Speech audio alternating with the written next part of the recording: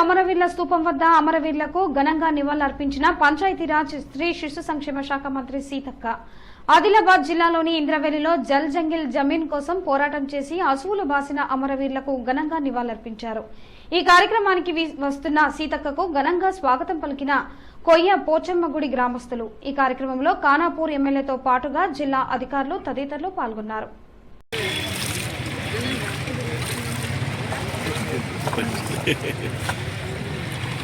నారాయణ కొంచెం సార్